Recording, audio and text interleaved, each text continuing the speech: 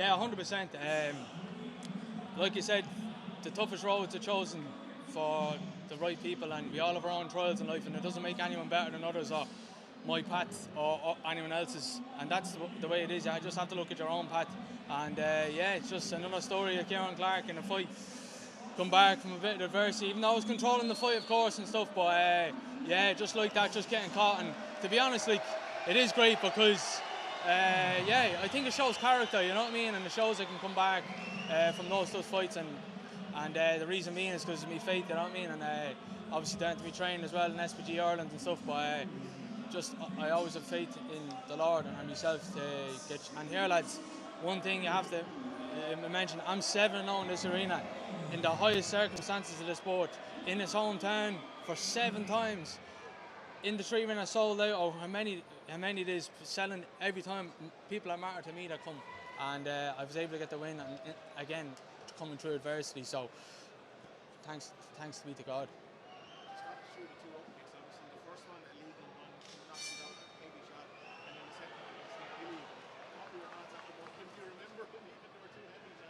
Yeah, it was a mad one. I actually didn't know after the second one. I was like, what's the story here? Like, you know, because he was like, hold on a second. I didn't know what was going to happen, like, as in, like, was he going to take a point or what, you know what I mean? I was just gathering my thoughts and getting myself right, you know what I mean?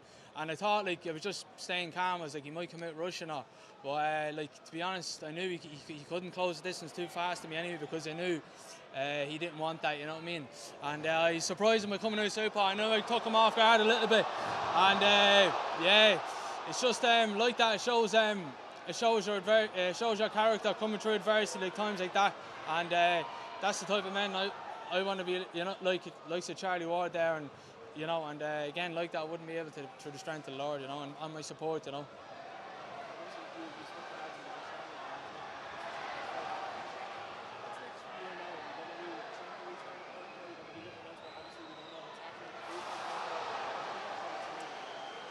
Yeah, look, I gathered a little bit of your question there, Sean, but yeah, no, what's next? I'm not sure. I'm gonna, you know, gather myself, and to be honest with you, lads, I'm actually, I'm really motivated to, not that, you know, obviously this is such a big high and then you come down, but I'm actually really motivated for the future. I'm really excited because working with a nutritionist, Ciaran Clarke now, and changed everything for me. I genuinely feel like a different, I feel like a different man, you know what I mean? I'm eating more than I was at featherweight, believe it or not, and I was a small featherweight. I felt like, you know, and like it's just like changing everything for me. I felt like the perfect blend of like Rocky and Ivan Drago, you know what I mean? You know, that kind of like, I was getting me blood work done, me, you know, DEXA scans, getting me body fat on. Everything was in order, getting me the right nutrition down and fueling my body properly, and just learning loads about myself. And as an athlete, even, you know what I mean, that I'm more of a, you know, I'd be well suited to a 5-rounder, and then you might look at Conor McGregor, or you know, that he's that explosive guy, you know what I mean? So I learned a lot about myself, and really excited for the future. Who knows what it holds, but just happy to get the win and get back here in the gym, you know. Is this possibly the best time, or the best position you could possibly be in, heading into free agency potentially? Yeah, look, it definitely is, you know. I did say that I would love to have the conversation with you after, and it is a great conversation. Lads, I'm going to be honest, nobody knows what's going on next. All here say, you know, all I know is I signed a contract in 2021 for 2 years. It's 2 years now in November. I don't know what way it's going to work. I haven't a clue. All I can say is I'm so happy to get these opportunities in 3 arenas for Bellator, and they've been so good to me. You know, I've been the side of losers, for God's sake. And I mean, on main cards of world champions, Olympians. You know, it just goes to show what he taught me. And look, to be honest, I wouldn't be here as well from my team, John Cavan, my coach. You know, my support from Drogheda, my family, my girlfriend, everybody. You know, that's why I'm here. You know. This one didn't get to happen at bantamweight. It was 140. Were you disappointed you didn't actually test the weight cut down to 135? Yeah, no, definitely, because you know, you want to make the weight. You know what I mean? You want to make it, and I was really surprised how well I'm not joking, lads. Ciaran Clarke, that man has seriously changed my life. I'm not joking. Like, it's unbelievable, the energy and the way how I was doing it so wrong. You know what I mean? I was like I was just killing myself, like miserable, and like, you know, He just changed everything for me, you know what I mean? I'm really, really dialed in now, and everything's coming together, and thank you to him, honestly. The wake up was easy, felt great in there. I could barely break a sweat up there. That's how great I felt. My heart rate was as low as 35 beats, you know what I mean? Like, great shape, and really looking forward to the future, you know? Before this fight, you were training in Cannes. I just want to know, after being there and training over in France, how what's happening for your what's after this fight? I guess what did you take from that? What did I take from that? First of all, again, just seeing, you know, what a top, the elite of the elite, how he operates in Conor. And I'm just want to say thanks very much for him for essentially letting me be around him in his life, and you know, being a part of that training camp for the 2 weeks, and learned loads off him. And Conor's one of our own, you know what I mean? And you know what I love about him? He's still excited about life. That man is everything, and like, he's still excited in the little things, like, you know, like, he's just a normal bloke, and he's very good natured. And actually, a fella that I know back home, he was doing the length and breadth of Ireland run, and Conor donated X amount of money to him, and like, that's the character Conor is. And I want to say thanks very much for letting him and all his coaches, by the way, Phil Sutcliffe, Tristan, obviously, you know, Raj, you know, the doc, all of them, you know, everyone. I want to say thanks to them, and had a great experience with lads, you know.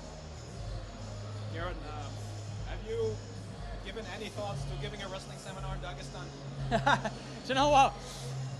Oh yeah, there was a point where I kept getting this sequence in the gym, and it was actually it was over in Cannes O'Connor, and I was getting everyone with the sequence, and it was actually where Khabib got Conor with the little kind of off balance foot trip, and he started laughing. He's like, Dagestani, and it was a bit of a joke, like, but I didn't get me. But I tried in the fight there, but I realised, hold on, we're so used to an SBG going for a second, third, fourth sequences. When we get in there, these lads, I'm going to be second already, because I feel that they're good. And I was like, hold on, I just sat them down every time, whereas you wouldn't get that in the gym.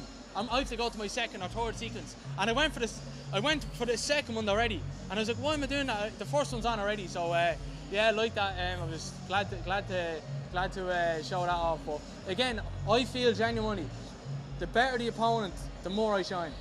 Honestly, I really do. I feel the better the opponent, the more I shine. And yeah, like that. And you know, excited going forward to make the 135 and that again. And it felt great, you know. What are some of the things that make you fall in love with the sport more and more as you go? Say that again, sorry. What are some of the things that make you fall in love with the sport more and more as you go? The little things, the day-to-day small achievements, the day-to-day failures. You know, because I heard something before, and I forget who said it, but you don't live and die in the mat, you know, and because if you do, you're going to be miserable, you know, you're not enjoying it. And it's funny because I know I was talking to a few people, and it's like, do you know, some of the sacrifices and the hard training and all of that is hard to people. I don't even find that hard, because I love it. Does that make sense, you know? So the love of it's still there, and I'm just so grateful that I found my passion in life, and all of these things, different networking and everything, you know. It's just, I'm blessed, really, you know. To what degree does your faith kind of play into that? Oh man, look, again, a lot of the time it falls in deaf ears, and you know, and look, it's everything to me, you know what I mean? Because at the end of the day, I looked at, like, when you put it in perspective, like, you know, Monday morning, years ago back to the job, and you know, what matters is actually the win to me, you know. So, and you go to the gym Monday morning, the boys are preparing for Clan Wars next week, and it's just like, well done, Ciaran, fist bump, save a lot, won. You go home and draw that, you're just like, yeah, you won the fight. You lose, it's like your funeral. Go back to the gym, it's like, well done, man. They all know how good I am, I know, you know. So it's just, you have to take it for what it is. It's a sport, and don't get me wrong, it is my life, but it's after the sport, it's going to be the next guy coming up, the next, you know. So that's the way it is, you know. Thanks, man. Congratulations on another fantastic win. Still undefeated, still riding a massive winning streak here in Bellator. Did you foresee any differences up to this point in your career, or is this how you imagined it up to this point? Yeah, can I just say, actually, you just need to sort this fella out. This mic's better, yeah. Look, lads, I'm living testament to Jesus Christ. And boys, look at the pack, look at the lads will tell you that's been following me since amateur. I'm sure that they wouldn't have thought I'd be 8-0. You know what I mean? Like, but I had the faith in myself and the faith in Jesus. You know what I mean? And I kept going. That's. Do you know, it's funny because this sport and being a Catholic actually coincides in the sense that, you know, you have to pick up a cross, and each failure you have to embrace it, and that's what I do. You know what I mean? And it's like, you know, it's sacrificing, and at the end it's triumph, and that's what it is for me. You know what I mean? And who knows what's next? And all I know is my mentality is I'm 0-0, and I'm not undefeated because I've lost many times at amateurs. You know, 24 amateur fights and lost many times. And fought the best of the best. Look at my record, lads. Look at that record. Graham asked me the other day, you know, maybe if, just for argument's sake, devil's advocate here, if UFC was next without, I'm not saying that he was asking that was the question, but look at all the lads I've jumped in and the recent losses.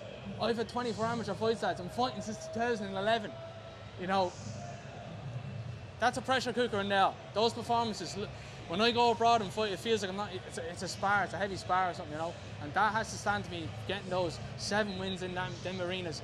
First big event in Paris, in Bellator, 8-0 in Bellator, one of the most in the whole company, you know what I mean, on the trot, in his hometown. So look, again, not blowing me on trumpet, again, that's all down to what's given to me from above, and gives me the strength, and my team around me, John Cavan and my coaches, you know, that's the work they're putting into me, shining on the night.